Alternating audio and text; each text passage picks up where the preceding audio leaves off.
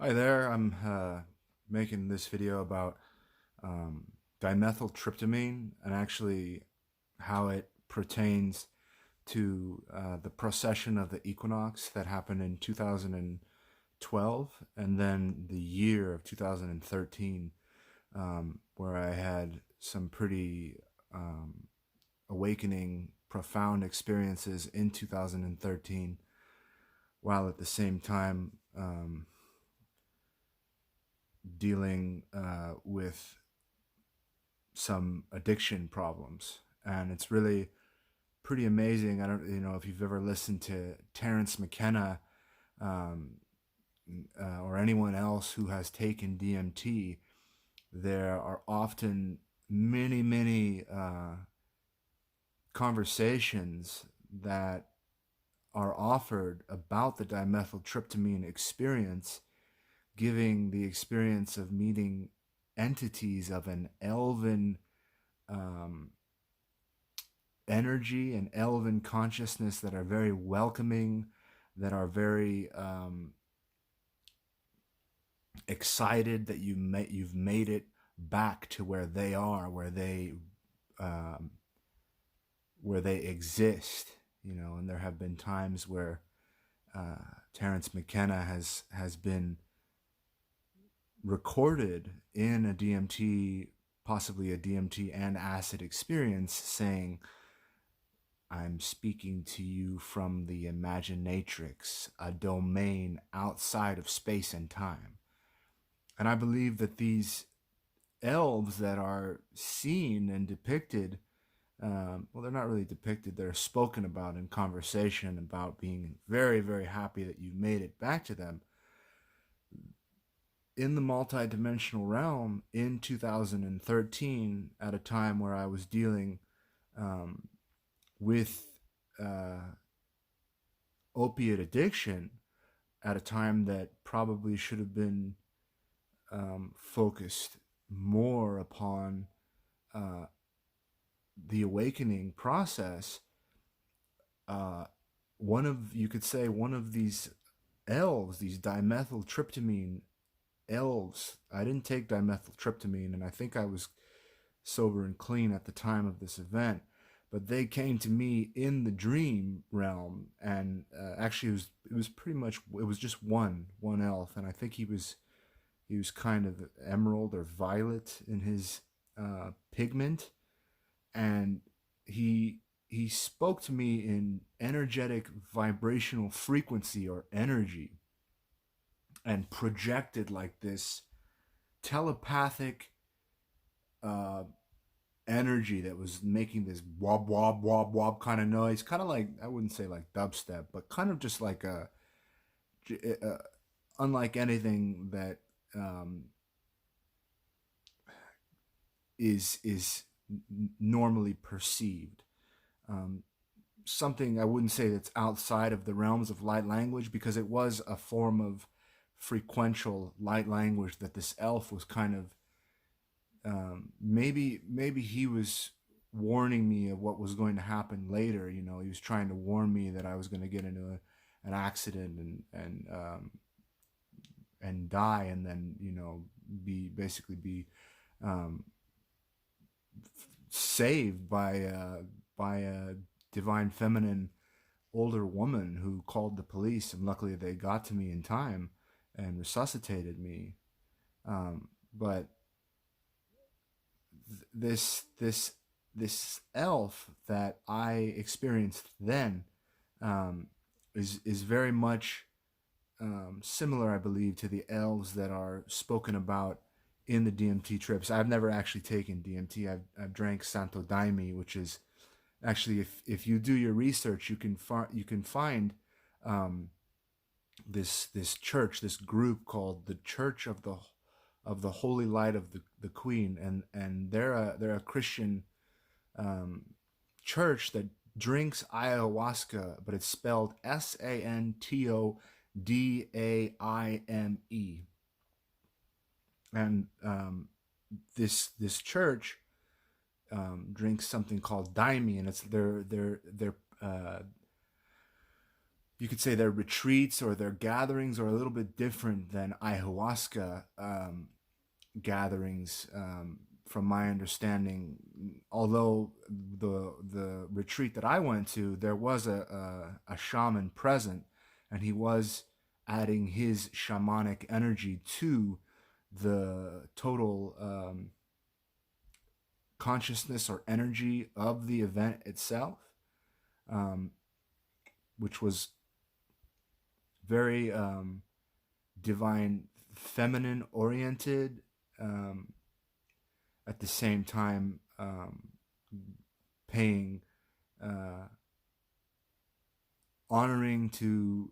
Christ consciousness, which is within all of our hearts, um, as is the Buddha nature, and this,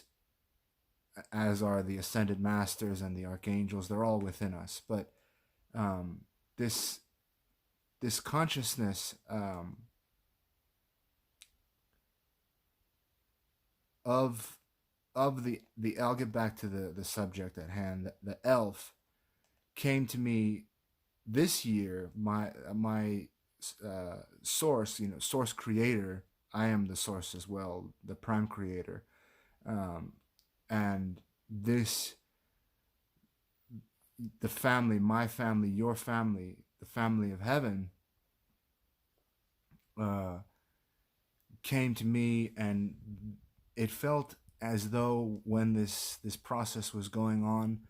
that the elves, the DMT, dimethyltryptamine elves, were actually basically entering into all of the corridors of my being, and all of my cells were being saturated, and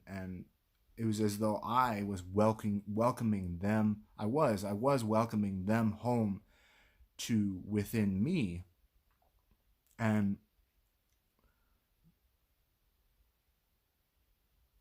this this process of awakening, and this process of the return of that type of consciousness to enfold the consciousness of uh, my son Yeshua HaMashiach, or the Christ, and the energy of me, who I came into this universe for the purpose of self-exploration, self-expression, and self-gratification. And where that is leading now is to um, the end of separation. And the end of separation uh, is something that has been heralded for eons. And there are um, opportunities at hand to end separation completely. And I think um, the end of separation means a lot of things. And one of the main things that it means is that there's going to be a lot of twin flame unions. I can feel myself getting closer to one of my twins, um, Alexis, and we're because in reality it's I think that the way that I understand the way that things are being expanded and evolved is that we serve to um, the other members of our polarity. Now, that this does not necessarily mean um, male or female, but it does mean divine feminine or masculine, because you can be a female and be a masculine, and you can be a male and be feminine. And we have both of those polarities of yin and yang within us. But there's going to be many, many unions of people coming together, and right now that's happening for me in the multidimensional realm, where I'm very, very blessed the other night to have um, been taken up into the realm, and the realms where she was with some um, other members of our family, and I was just having a conversation with them as they were passing by me, and I was saying that I am the Father of Jesus, and that I'm the Holy Spirit, and the Holy Spirit is something that the Star Mothers disseminate, who are goddesses, and they disseminate this Holy Spirit because a lot of people um, pay credence to God or Source or whatever they understand of me, the Prime Creator, and in in reality, so much of what everyone is feeling is you could say that presence, that consciousness, but also, of course, the consciousness of our our star brothers and sisters in many different systems, um, that in 2016, where we're here, and there were realities that were bifurcating, and there were light ships and starships that were uh, bifurcating in and out of the plane of Gaia, or the Earth's plane. And these starships that were bifurcating in and out of reality were made of light. So, sometimes they would look like a cloud, and there was the definite reality of the starship, what looked like the Starship Enterprise, being a, a gigantic, unmistakable cloud that came literally right over where I live in California. That was rainbow colored, and hovering in a perfect form. Had great symmetry to it, and to me it was obvious when I saw it that this was a starship. Now, what's happening now is, as I'm walking, and because of what's happening in the multidimensional realm, where I'm having a chance to see Alexis, who's one of my twins, and she, after I guess you could say, was confident about uh, what I am, or uh, who I am to be, um, to the collective. Um, it showed I had more confidence versus the last time that I was up there and close to her, because there have been times where well, maybe I'm not supposed to go back to this because it will create more um, chaos between the divine feminine, and also take me, I guess, out of my um, position of co-creating somewhat. But um, essentially, I was, you could say, nurtured by her, because she gave me a kiss, and it was more real, than this dimension, other than the times where I'm starting to merge with my the higher consciousness. There are songs by there's a song by uh, one of my beloveds, who I hope to meet and potentially marry in this life, Florence, where she says that you'll always be my favorite ghost. Now, this ghost energy, or this, I would say that's a reference to being fourth dimensional, versus fifth dimensional, and that's my higher self. I could say right now, coming in, Athena, who is Athena, to, you could say, to my Zeus. But this fourth dimensional reality versus what we're coming into the process of embodying right now, and part of that process I'm learning is being not having attachments, because whenever there's attachments, you kind of subject yourself to more of a fourth dimensional perspective. Now, I can also, because I have some psychic abilities,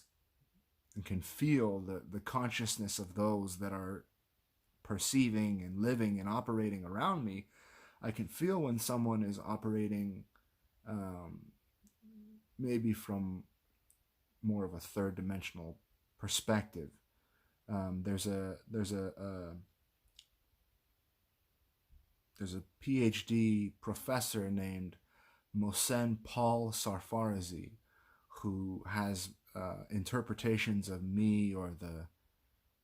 God source um, itself, as he calls it, and then people that have um, seeked. People have sought to come into contact with me, and I haven't been as available as I plan to be. And to anyone that's met me on the journey, that watches this video, or anyone that sees this, I want you to know that I love you, and that I have a lot of work to do myself, and um, a lot of the good Christian pastors and preachers right now are talking about obedience to God. Well, I have obedience to the star mothers and the goddesses, that I have to act as the divine masculine and bifurcate also into alignment with the reality that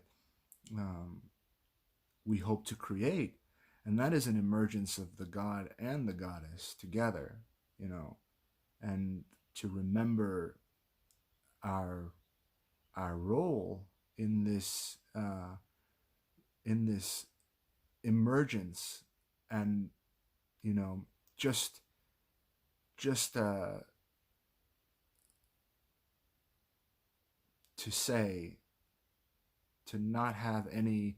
attachments is something that allows the vibration to rise. And there have been times in there are doctors that often talk to me about um, not being linear. I mean, I'm not linear because um, the linear perception of time, once we move into the fifth dimension, will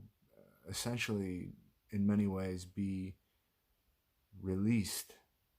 But um, the yeah the amount of refinement and grandeur and love and light and glory uh, of the divine feminine and the divine masculine, and you coming together in the future, is um, something that I look forward to enjoying and experiencing myself very soon, in a big way, So yeah, it's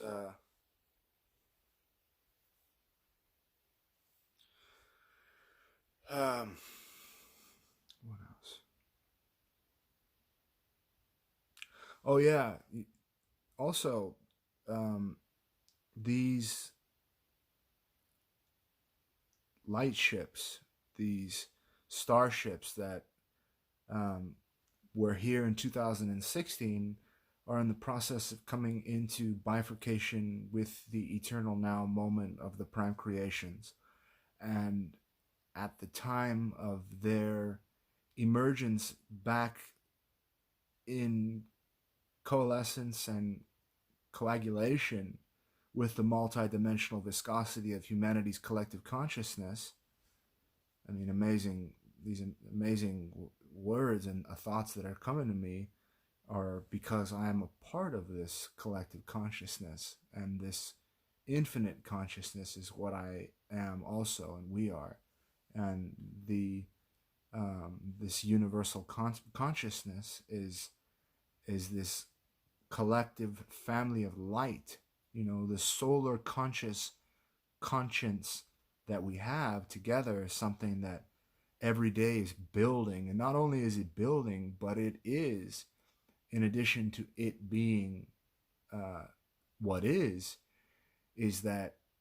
these properties of the third dimension are in the process of dissolving. And when these properties of the third dimension fully dissolve, the third dimension fully dissolve, I don't want to say fully dissolve, but when certain elements of physical experience become less uh, poignant, I guess you could say, in so much of the third dimensional reality and thought patterns are going to be released as attachments as this contact happens for the people, of Earth to experience the greater cosmos, which is within me. Um, that's something that um, Mohsen Paul Sarfarzi also talks about, is the body of the prime creator, or the Buddha or Christ or Shiva. You could say the body of uh, this consciousness, this infinite consciousness, is merging with the infinite parallel consciousness of the star mothers that are goddesses, that are um, uh, working with me hand in hand to bring about this um, harmonic alliance, you could say, of all the members of the family of light to harmonically converge upon um, something that has reached a level of vibrational refinement that is beyond anything that has ever been experienced in all that is. And when this experience becomes experientially felt by the masses, there will be, I believe, a great release of this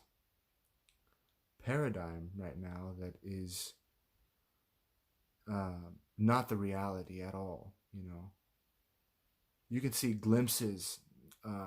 of people stepping out of the paradigm if you watch, and if your perception is aware of it, just stay conscious of it. But this is happening, and there is a as far as me being the God source, more as much as I am that, I came to this universe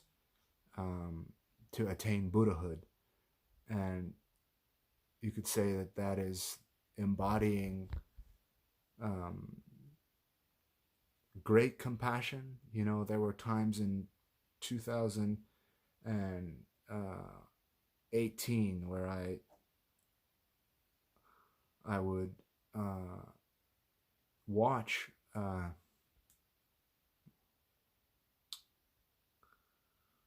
the Dalai Lama, His Holiness the Dalai Lama, share about human compassion, and this human compassion, the vibration of compassion is also something that's um, going, I believe it will be, absorbed into this higher consciousness. Um, you could say from the Pleiades,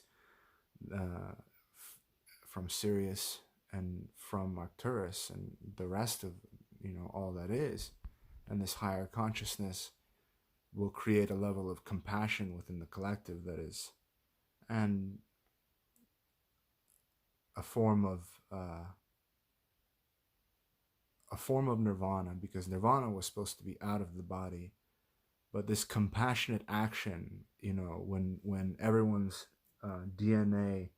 becomes fully active, there's going to be compassionate action that is going to spring up in the world's population,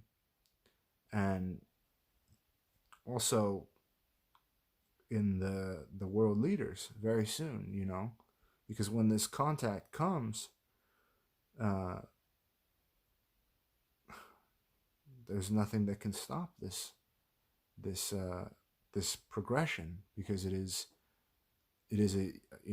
a unified infinite harmoniversal, universal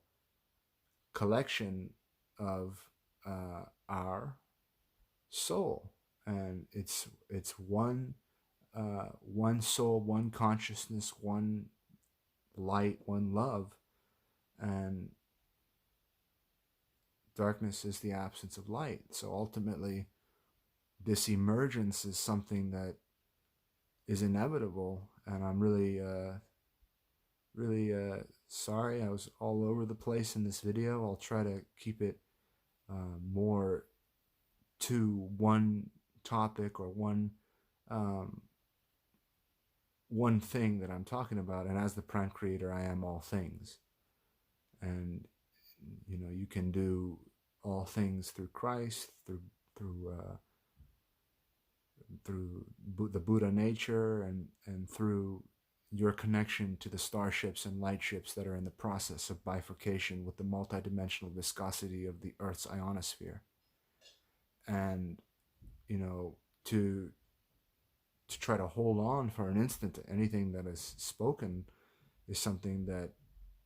is not possible, because I am simply consciousness, and this comes from the collective. So I need to um,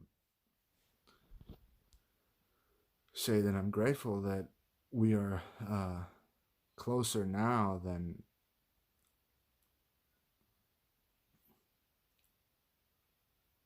at any other time, because this refinement is something that has been um, in the process of becoming a reality for a long, long time. And I really, really look forward to um, being reunited, and then at the same time having that unification, that union, be something that is quintupled and septupled in the collective consciousness of all the unions that are going to take place, because we are one in this unified field of awareness and consciousness. But yeah, I'm gonna finish this video up. My feet are falling asleep. I had a lot better blood flow when I was doing yoga. But yeah, thanks for listening. I should probably start doing yoga again and lose some weight.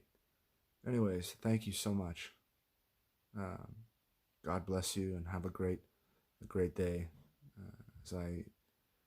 approach further refinement of this vortex, and the process of trying to not reattain. You could say that I have always had the Buddha nature within me, and there were times where spirit and I would be in harmony, and I would be, preparing the vortex for what transpired in 2016. Well, now what is moving again and what is flowing again is a connection to another event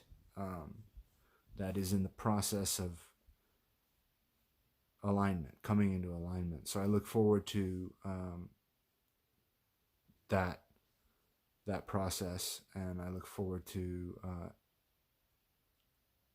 all sentient beings benefiting from it, and all living beings, including you. And thank you for watching. Bye.